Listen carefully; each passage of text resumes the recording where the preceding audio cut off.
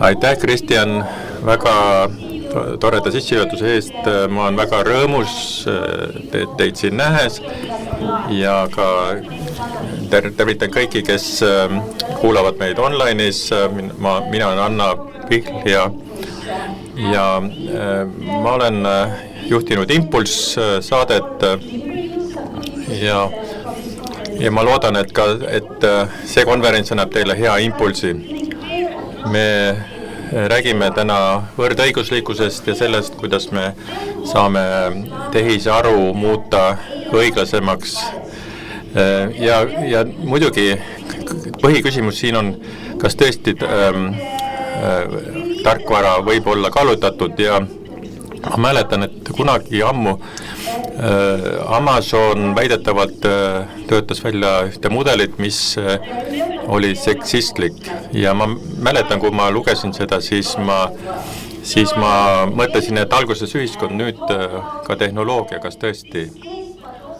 Ja ma arvan ja ma loodan, et aja jooksul me kõik õpime, et me õpime ka seda, kuidas teha asju paremini. Ma arvan, et meie konverents on unikaalne selle tõttu, et meil on siin inimesi väga erineva taustaga inimesi, meil on riigiametnikke, meil on tehnoloogia eksperte, võrdõiguse eksperdid.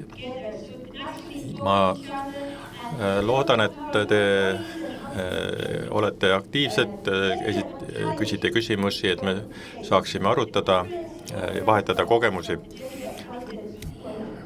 Ja konverentsi korraldaja, kaasrahastaja on Euroopa Liidu projekt ja korraldaja on võrdõiguslikkuse volinik, ja Equitic projekt on just nimelt projekt, mille eesmärk on käsitleda, arutada küsimusi, mis puudutavad teemasid nagu kallutatust ja kuidas tehnoloogia mõjutab ühiskonda.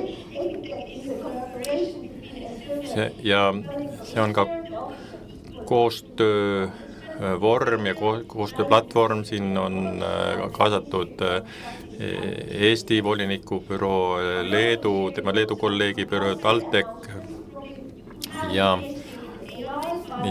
ma loodan, et mind ei saa küll tehisaruga veel asendada, aga mul on mõned teadaanded ja üks teada on see, et meie kohvipaus ja lõuna on teisel korrusel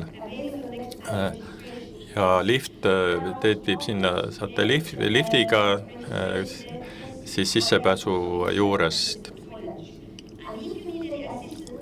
Ja kui teil on päeva jooksul vaja mingit abi, tahate küsida nõu, siis palun pöörduge meie korraldajate poole. Meie töökeel täna on inglise keel.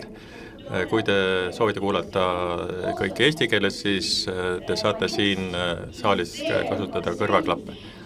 Ja siin on ka ekraan, kus minu jutt on teksti näol, nii et see on tehtud tõesti tark AI abil.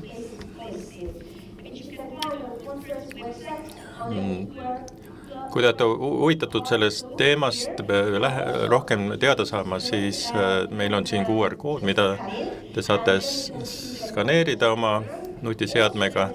Seal on meie konverentsiprogramm, seal on ka siis nupp live stream, kus te saate küsimusi, esitada oma kommentaare ja te saate jälgida siin meie tegevust eri tasanditel.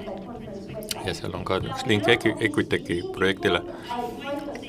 Enne kui ma kutsun siia esimese esineja avakõneks, siis vaatame ühe väikese klipi.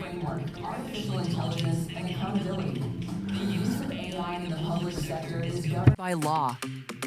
A clear principle applies within the EU. Technology must not undermine fundamental rights or lead to discrimination. The Charter of Fundamental Rights of the European Union and the Constitution of Estonia affirm that everyone is equal before the law. This principle applies whether decisions are made by algorithms or by public officials. Automation does not remove accountability. The use of AI is further regulated by several legal instruments. The EU's AI Act classifies many public sector services as high risk. This means that risk assessment, data quality, transparency, and human oversight are mandatory. Data protection is also essential. Individuals have the right to know how their data is used and the right to challenge decisions that affect them. Awareness helps organizations navigate this complex legal landscape by identifying risks and supporting compliance with the AI Act, data protection rules, and equal treatment obligations. The aim is to make legal requirements clear, understandable, and practically applicable in everyday work. More information, volanik.ee.